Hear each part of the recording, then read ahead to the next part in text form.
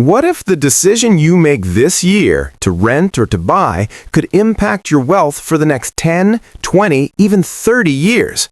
In today's market, where mortgage rates feel high, home prices refuse to crash, and rent keeps climbing in major cities, millions of Americans are asking the same question: should I rent or buy right now? And the truth is, this is no longer just a lifestyle choice, it's a financial strategy. The wrong move could cost you hundreds of thousands of dollars over time, but the right move, based on your situation and this market cycle, could accelerate your path to financial freedom. Let's start by understanding what's actually happening in today's housing market. Mortgage rates are significantly higher than they were just a few years ago, and that has dramatically changed affordability. When rates were around 3%, buyers could afford much more house for the same monthly payment. Now, with rates closer to 6 or 7%, that same home costs hundreds, sometimes thousands more per month. At the same time, home prices in many parts of the United States have not dropped enough to offset those higher borrowing costs. That means buyers are facing a double squeeze: high prices and high interest. But renting isn't exactly cheap either. In many metro areas, rental prices have surged over the past few years. Limited housing supply, population shifts, and inflation have pushed rents up, especially in desirable job markets. So renters feel trapped too, paying rising monthly costs without building equity. And this is where emotions start to take over. People feel like renting is throwing money away. But is that actually true? Or is that just a myth we've repeated for decades without running the real numbers? Here's the first major shift in thinking. Renting is not throwing money away. It's buying flexibility.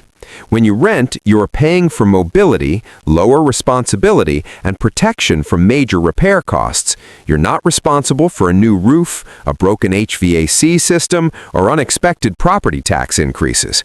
You also have the freedom to move for a better job, a better city, or a better opportunity without worrying about selling in a slow market.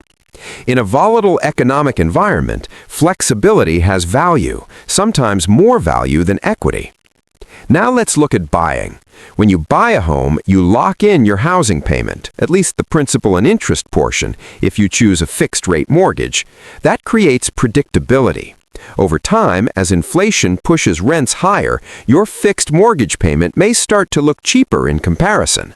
On top of that, you build equity in two ways: by paying down your loan and by benefiting from potential home price appreciation. Historically, U.S. real estate has appreciated over the long term, though not in a straight line. There are cycles, corrections, and flat periods, and timing matters more than people think. But here's what most people don't calculate correctly: the true cost of ownership.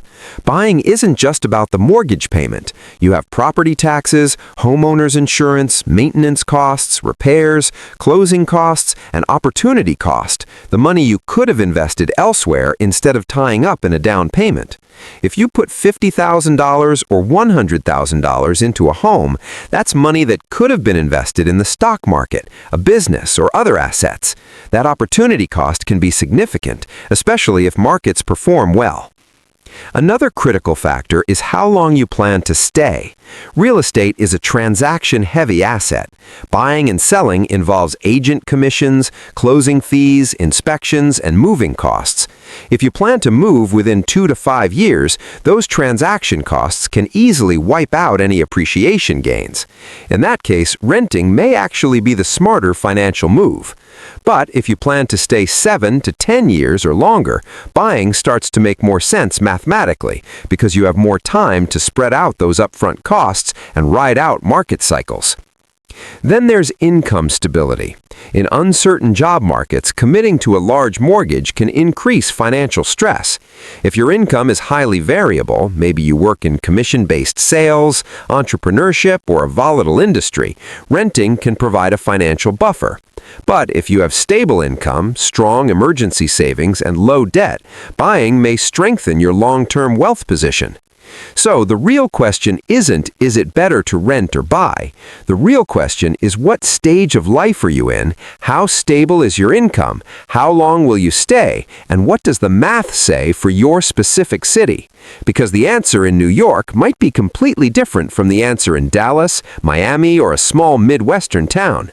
In this market, the smartest people are not choosing emotionally. They're running the numbers, evaluating risk, and aligning the decision with their long-term financial plan. And in the next part, we're going to break down the exact financial comparison, monthly costs, long-term wealth impact, and how to calculate which option wins for you in today's U.S. housing market. Now, let's break this down with real numbers, because this is where the decision becomes clear. Imagine a home priced at $400,000. With a 10% down payment, you're putting down $40,000. At a 6.5% mortgage rate on a 30-year loan, your principal and interest payment alone could be around $2,275 per month. But that's not the full picture. Add property taxes, maybe $400 per month, depending on the state. Add homeowners insurance, maybe $150. Then factor in maintenance. A good rule of thumb is 1% of the home value per year, which would be about $4,000 annually, or roughly $333 per month. Suddenly, your true monthly housing cost isn't $2,275. It's closer to $3,150. Now, compare that to renting a similar property for $2,400 per month. On the surface, renting looks cheaper, about $750 less per month in this example. But here's the twist. When you own, part of your payment builds equity. In the early years of a mortgage, most of your payment goes towards interest, but some portion still reduces your loan balance. Over time, that equity grows, and if the home appreciates at even 3% annually, that $400,000 home could be worth over $463,000 in 5 years. That's potential growth, though not guaranteed. But here's where smart financial strategy comes in. If you rent and invest the difference, that's $750 per month, into an index fund averaging 7 to 8% annually, you could potentially build significant wealth without the responsibilities of ownership. Over 5 to 10 years, disciplined investing could rival or even outperform home equity growth, depending on market conditions. This is why the rent versus buy decision is not about pride, status, or what your family says. It's about opportunity cost, cash flow, and risk tolerance. Buying forces a type of forced savings through mortgage payments. Renting requires self-discipline to invest the savings consistently. One builds equity through structure, the other builds wealth through strategy. There's also the refinancing factor. If rates drop in the future, homeowners can refinance to lower their monthly payment. Renters don't benefit from falling rates directly. However, if home prices fall after you buy, you could be stuck, especially if you need to sell quickly. Timing and flexibility matter. Another powerful consideration is lifestyle inflation. When people buy, they often stretch their budget to qualify for more house. That can limit investing, business opportunities, or career flexibility. A mortgage should not make you house rich and cash poor. If buying drains your emergency fund and leaves you with no margin, it becomes a financial risk rather than an asset. So here's a simple framework. If you plan to stay long-term, have stable income, a strong emergency fund, manageable debt, and buying doesn't stretch your budget, ownership can be a powerful wealth-building tool. But if you value flexibility, may relocate within 5 years, have unstable income, or can invest the savings wisely, renting may actually be the smarter move in this market. The smartest investors understand this. Real estate is not automatically good or bad. It's situational. In some cities today, renting is financially superior. In others, buying still wins over time. The key is running the numbers for your exact situation, not copying someone else's decision. Before you decide, calculate 3 things: your true monthly ownership cost, how long you realistically plan to stay, and what return you could earn by investing the difference. When you look at it through that lens, the answer becomes much clearer. If you found this breakdown helpful and want more data-driven strategies to grow your wealth in today's U.S. market, make sure you subscribe and turn on notifications. Drop a comment below with your city, and I'll tell you whether renting or buying currently makes more financial sense there.